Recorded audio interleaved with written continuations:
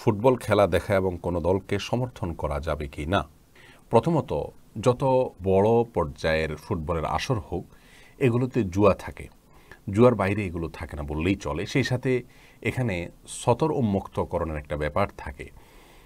Half pant ইত্যাদি পরে সাধারণত এই খেলাগুলো খেলা হয়ে থাকে, যেখানে সতর উন্মুক্ত করা হয়ে থাকে। সেই সাথে নারী পুরুষের অবাধ মেলামেশার বিষয়টি থাকে এবং গান বাদ্যযন্ত্রের ব্যবহার তো আবশ্যিকভাবে থাকে। সেই সাথে সময়কে নষ্ট করা হয়। সবচেয়ে বড় বিষয় হলো ইমানদারের যে ইমানি চেতনা সেটা নষ্ট হয় এবং সময় অপচয় হয়, সময় নষ্ট হয়। আপনি হয়তো বলবেন যে এতে তো বিনোদন হয়, নষ্ট হলো কই, কিছুটা তো অর্জন হলো। তো যদি কিছুটা আপনি মজা পান তাহলে হারানোর পরিমাণটা তার চাইতে বহুগুণ বেশি।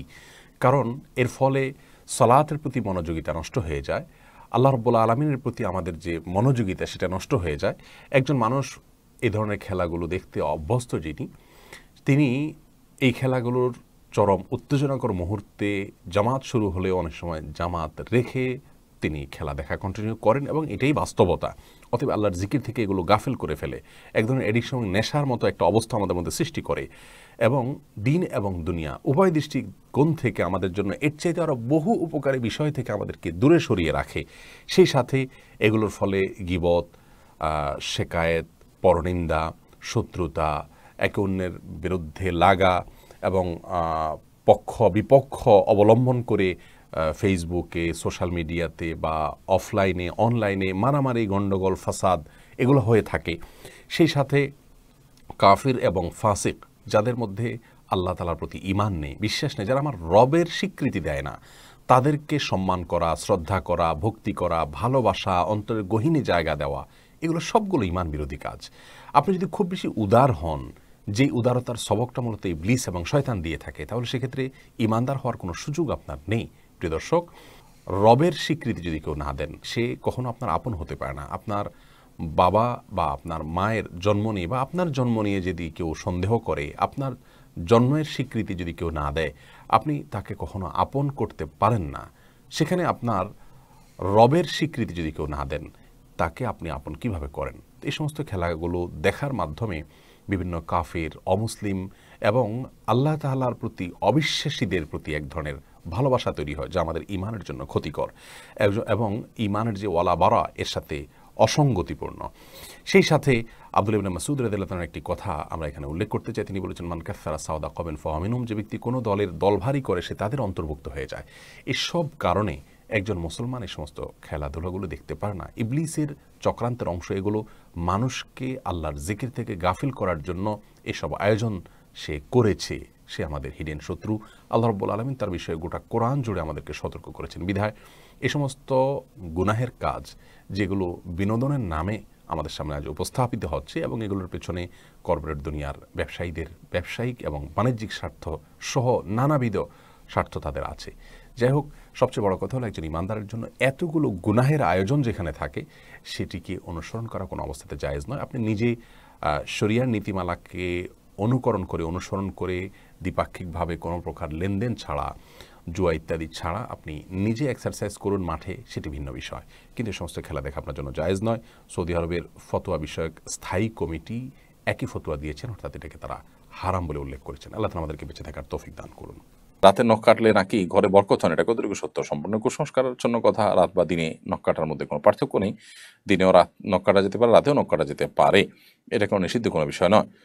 মাথা ব্যথা দূর করার জন্য কোনো দোয়া বা আমল আছে কিনা দয়া করে জানাবেন। মাথা ব্যথা নয়, শুধু শরীরে যে কোনো জায়গায় যদি ব্যথা হয়, আমরা ওষুধ সেবন যেমন করতে পারি, নবী সাল্লাল্লাহু আলাইহি ওয়াসাল্লাম বলেছেন, তাদাও, তোমরা যে কোনো রোগে আক্রান্ত হলে ওষুধ সেবন করো, নবী সাল্লাল্লাহু আলাইহি ওয়াসাল্লাম নির্দেশ করেছেন। অতএব ওষুধ সেবন করা, চিকিৎসা গ্রহণ করা এটি সুন্নাহ।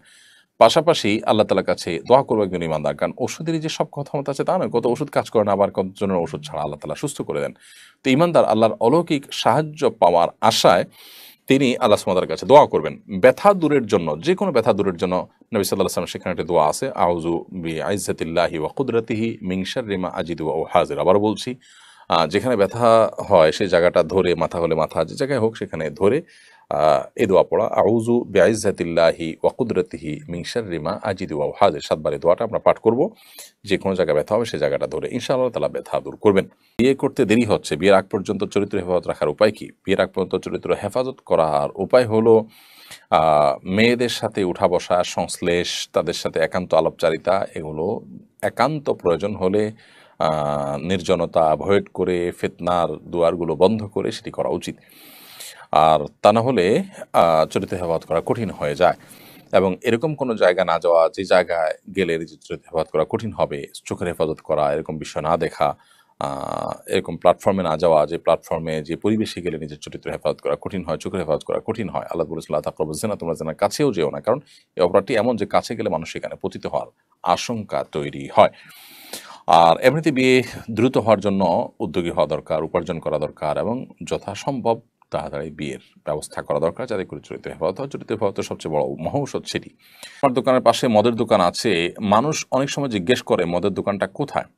আমি যদি তাকে না বলি, সে উল্টাপাল্টা কথা বললে খারাপ কাজে দিক নির্দেশনা দেওয়া হবে, আবার বললে আবার খারাপ কাজে দিক নির্দেশনা দেওয়া হবে। এক্ষেত্রে আমার করণীয় কি? আব্দুল কাদের ভাই, আহ, আপনি এই সমস্ত ক্ষেত্রে যদি তাকে না বলেন, তাহলে সেক্ষেত্রে অবশ্যই আপনার জন্য ভালো যে আপনি যদি না বলে থাকতে পারেন। আর যদি উল্টাপাল্টা কথা বলে, তার উল্টাপাল্টা কথার জন্য সে আল্লাহর কাছে দায়ী থাকবে।